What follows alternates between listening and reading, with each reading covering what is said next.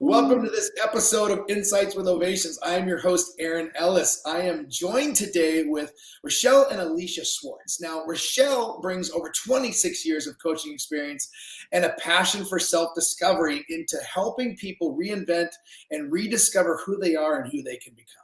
Her distinguished journey as a professional in the field of coaching and personal development has led her to work with organizations like the Ford Institute, as well as being a guest on the Oprah Winfrey Show.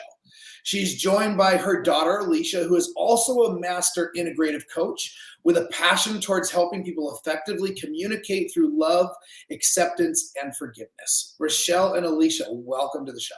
Oh, it's so happy to be here with you. It's so nice to hear who you are from your from somebody else. It's really cool. Well, from a different perspective, right? Yeah, I love doing that. I love spending a little bit of time. Like, how would I phrase it if I was? It's true. It's great. That being said, I've been able to get to know you guys. We've spent a few hours together, I guess, over the last few weeks and stuff. So I think that's very helpful too. Now, we were just before camera talking about what you ladies do, and I would love to hear a couple things. And I know you guys play off each other, so I'm not going to say who needs to go first. I would love to hear what brought you to what you're doing together. What brought you to is becoming a dynamic duo of a mother and wife. Gosh, do I need a break anyway? Mother and daughter. Mother and wife, okay. That's a different episode. Mother and daughter in the personal development space and the coaching space. What's led to that? Okay, go ahead. I think for myself, I believe you have to do the work yourself, on yourself. And I have done that since I'm 30 years old. And then after during the pandemic, we decided, you know what? It's come around once before, many, many years ago, but it wasn't the right time. And we did a workshop together, mother-daughter workshop. And we saw how people really and truly need to communicate their feelings and not blame their mother or their daughter. And it's just it's just a beautiful exercise to see, how they all of a sudden get to look and say, wow, this is me. This is my responsibility, not you. And it just takes on another life. And it's just fascinating to sit there and watch the dynamics of the moms and the daughters. Mm-hmm. And even if there's not a daughter or a mom, they just come through it. And there's so much love and there's so much forgiveness, Aaron, that it is just transformational. Yeah, and we did that many years ago, and it was successful. And then we went through life, and things came up, and we went our different ways. Mm-hmm. And then during the pandemic, we decided, it was time to really come together in a bigger way, a bigger force. The pandemic really brought that on for the both of us. Yeah, and that's where the mother-daughter dynamic duo was born again. Yeah, from another place. And you guys touched on this before we're on camera, and you briefly touched on it now, but you sparked my memory about the whole mother dynamic,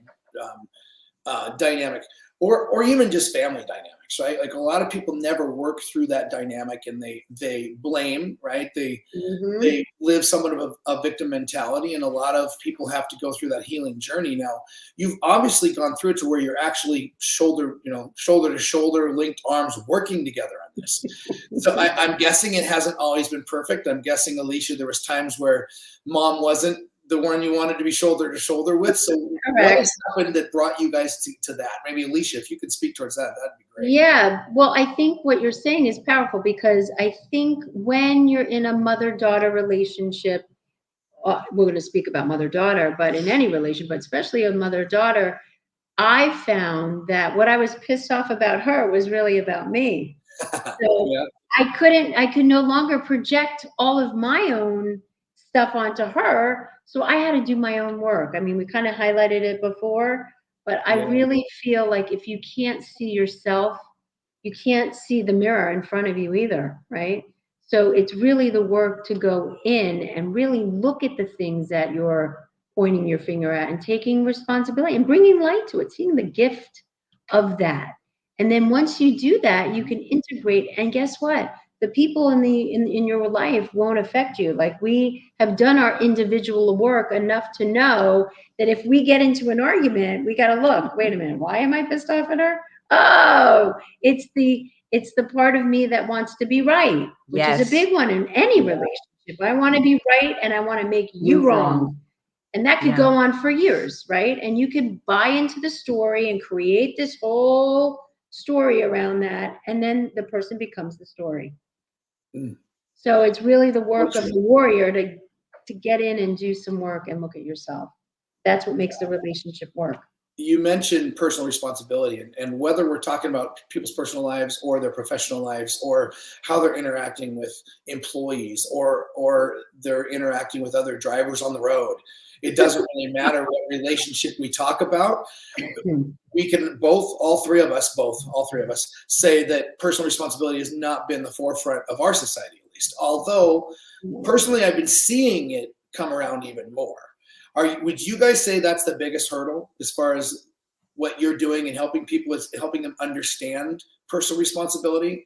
Is that one of the big hurdles you guys face with people? Yes. I believe so, because I just think that people don't want to take responsibility. They'd rather blame you. It's easier for them to just point their finger right at you. You're wrong, I'm right.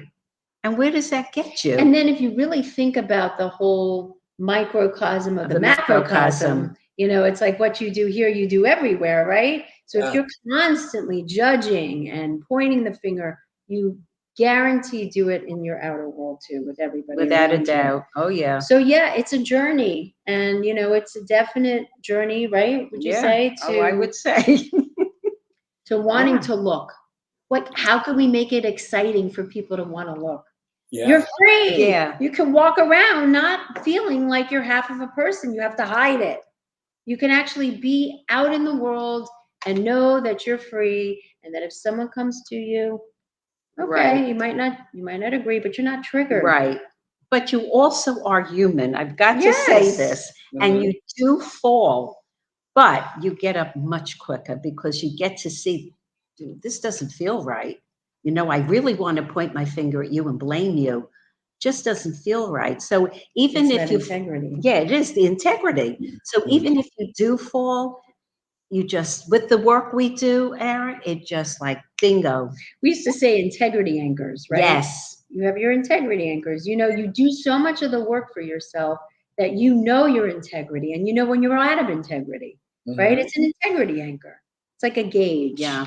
Wow. So yeah.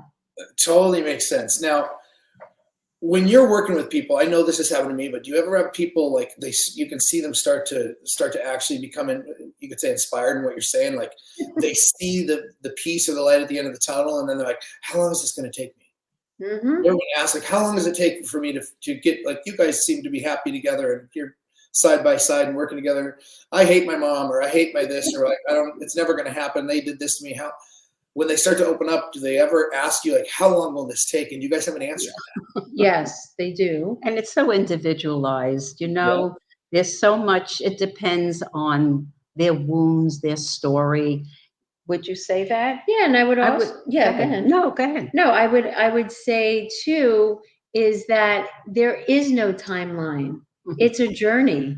So if you're here waiting for a timeline, probably not the right spot for you, because you have to look at it in a way where it's an evolution. Do you think we're done with the work? No. We continuously grow and evolve. This is Earth School. It is. And I think if you shift your perception, and we try to show this for people, like if you could just shift your perception on, you don't know it all. That's why you have people in the world to support you. That's why you're here. And just, if you could just see that it's a journey, and you can see the progress along the way, that'll inspire you enough to keep going. Yeah. So it's not like we have to convince it. We just allow them the space to see it themselves, right? And I also think there are people that we have had that are not coachable. They're uncoachable. They're just not. And it's okay. And it is okay, without a doubt. Because you don't want to sit there and try to pull teeth and struggle with somebody. It's not going to work. No. Yeah.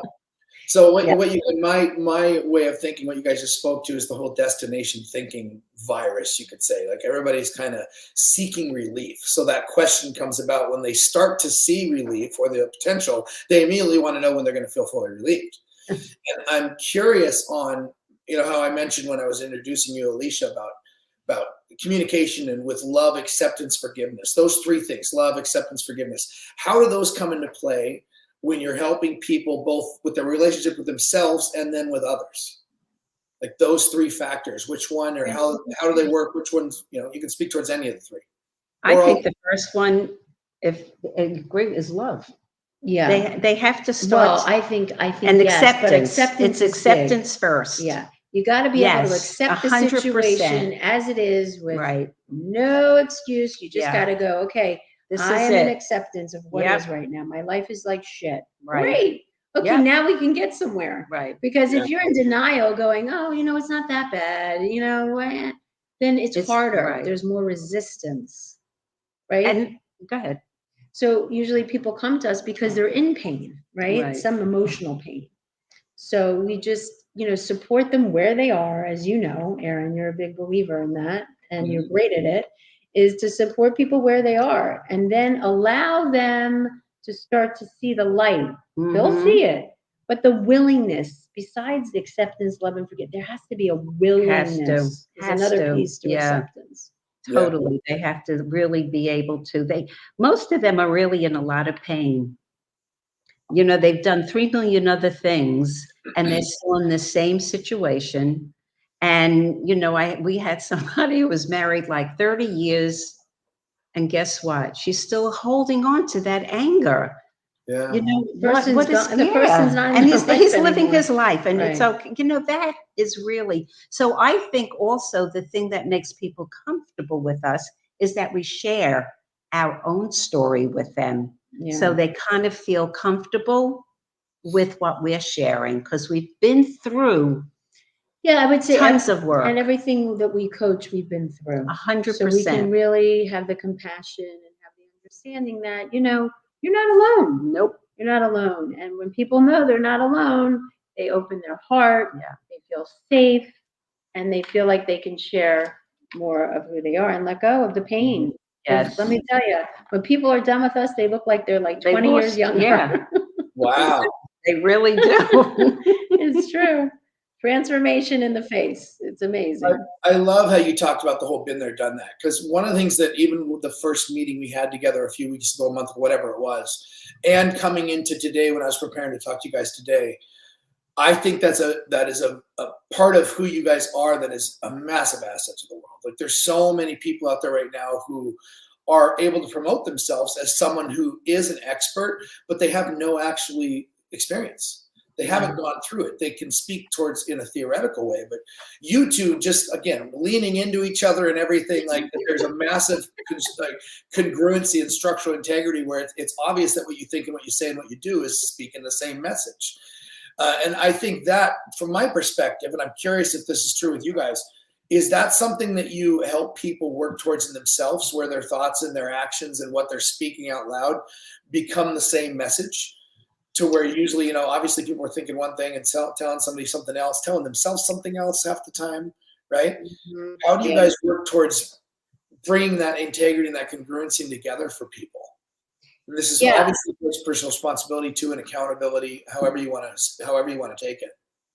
Yeah, I think what you're saying is basically if whoever we're working with just, can take the journey to look at themselves, right? You have to look at yourself to then be able to be congruent with your truth. Like if you're saying one thing and doing another, then obviously you're out of integrity with who you're being, right?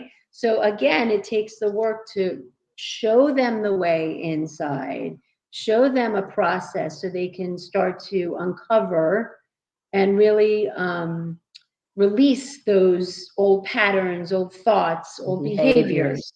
Yeah. Right. So once they release the old thought patterns and behaviors, then they can start to be in alignment with who they really are, not who they say they are. There's a difference, right, Mom? Yeah. Oh, I would say. And when that happens, bingo, a light goes off. It's like, oh my God. Who was I being for so Yeah. long? I wasn't even in my truth. Yeah, Then it's amazing. the lights, like my mom said, go off. And Yeah. then they start to become really more of who they are authentically. And it takes a life of its own, really. Interesting. And yeah, and they want to, it's like they want to know so much more about what we do and what else is available as they go through this journey. You know what's amazing about this work is that we don't have to do anything. No. We just have to show up, create Hold the the space, space. give them a new way of seeing what they've been looking through, the lens they see themselves through, give them processes to learn how to do that. And the work takes care of itself. Yeah. Transformation is just a shift in perception. That's all it is. So when we originally talked, you guys mentioned you mentioned something, and I might get this wrong, but I'm curious on how what we're talking about right now plays into, I think, what you guys called shadow work, or someone's shadow side. I can't remember exactly how you phrased it, but can you speak towards that? Because I think that's a really interesting perspective on it as well. Yeah, so we kind of highlight it in different ways, but shadow work basically is the things that we hide, deny, and don't want to show the world, right? And most people don't want to see their shadow because it's so dark they can't even be with it within themselves. Right. Well, what we do as shadow experts is we show them a way inside themselves to see a part of them that they've deemed wrong, bad, and it goes back to childhood. Yeah, right? sure Maybe you were in a does. family that was your father was a rager. So you thought anger was wrong. So you shut that little angry self off, right? And it lies dormant. And then all of a sudden, Something the outer triggers. world triggers it and you explode, right? Because you have no control over it. Where what we're doing with shadow work is we're showing you that when you get to use your shadow It doesn't won't use use you you. anymore, right? So it's bringing the light and the gift of the darkness. We bring the light to the dark and boom, the gift shows. And the angry part of you, guess what? You need anger. Yeah, you do. Someone's threatening someone in your family and you don't have access. How's that going to look for you? You need do. all of these parts of yourself. All of the shadow work we do, you need it all, the light and the dark. You wouldn't know cold if you didn't know hot. Polar Yeah. opposites, right? Yeah. And that's really integration. It's the reconnecting where people have learned to kind of separate. We've been taught to analyze but not synthesize. We've been taught to tear things apart but not bring them back together. But ultimately, life is about connection. So I love that you kind of said that. You said you need anger, and you're just literally reframing it. You're changing how someone shows up and flows through it in a productive way, where before it became disempowering and unproductive, like because of the way they were doing it. So I think that's awesome. We only have a couple more minutes. I want to talk about a hot topic that is on the minds of people today and stuff, especially in corporations and everything. And I really would love to hear your perspective, because I think we're going to meet at the same place. And it has to do with something that comes around this time of year more and more, and it's the topic of sustainability. And typically people, when they're looking at sustainability, they're thinking about climate control, they're thinking about waste, they're thinking about recycling, they're thinking about all those kind of things. Yet I have known, especially in the last handful of years during sustainability, I want to talk to people about how to sustain the new levels of themselves, how to sustain their forgiveness and acceptance, and how to sustain their desire to thrive, and how to sustain their growth and stuff like that. So what do you guys think is essential for people to not, we've talked about what they need to do to learn what you guys are teaching, but what is essential for them to be able to sustain that in their lives and in your lives? Well, since I'm the youngest, I will speak. I really, and I continue to do this. You really have to, if you want to grow and evolve, the work doesn't stop. Yeah. So I either journal my feelings, and I will tell you, it shifts within minutes about what you're grateful for. You know, we all look at what's not grateful, what we don't like about certain things, but what about what you have right now? Really make a list of that. And it shifts the dynamics, the energy, and it snaps you out of it. And then the other things that I think are so important is to have fun. and do the things that you love, whether it's walking, exercise, dancing, biking, whatever it is. And then what I do is I meditate at least twice a day. So it keeps me in alignment and I feel so good. I don't know if I left anything for Well, you. yeah, I think also with what my mom is saying, the other things that give you the sustainability for continuing to integrate what we're talking about is one, maybe doing some mirror work, looking in the mirror and saying, I love who you are today. You're a magnificent being of light. Just really give yourself permission to feel that amazingness of who you are. One, mirror work. Two, maybe it's writing a forgiveness letter to yourself. I forgive myself for screwing up today. I forgive myself for, not making a phone call when I said I did. So it keeps you accountable. And it also helps you release that emotion of, guilt, shame, whatever, right? Forgiveness. And then you can also write an anger letter. Again, these are all sustainable things to allow you to continue to grow and integrate and make peace with yourself, right? And I think those are really huge. yeah, and I think also and a love listening, letter. yeah, and I think listening to different podcasts that really are in alignment with who you are, so you start to hear different things from various people. I think, Inspired. yeah, and to have one or two people that you feel so safe with that you can share whatever it is that you're feeling. You have that safety Support. net. Otherwise, don't. Yeah. I mean, I think all of that will help you Yeah, sustain, totally. of course, in hiring coaches, and, Right. right? Yeah. Meeting people like you that really inspire people to be their best self. All of this keeps you sustained. Yeah. I love that.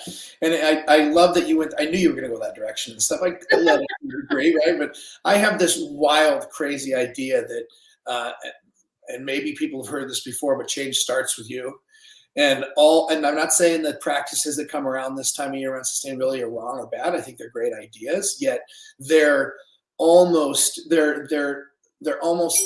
symptoms. They're not dealing with the root problem. Where if everybody was truly doing what you and I have been talking about, continuous insight into the self and continued expansion and understanding who we truly are, we would naturally take care of our planet. We would naturally take care of nature. Without a doubt. It would be Unbelievable. so beautiful, What a right? world. Because we're looking at the world from oneness rather than from the I. It's all Separate. about me. We're looking at it from the one. We're all one. That's why there's one world, one universe. You know what I mean? Yeah. Yeah. That's great. I love it. Well, we're at time. I really appreciate you two coming on. I honestly want to have you on again. Let's put a pin on that and make a note, because I think we can really go down a few rabbit holes here that I think we've barely scratched the surface in. Oh yeah. Let's go down the rabbit hole. There we go.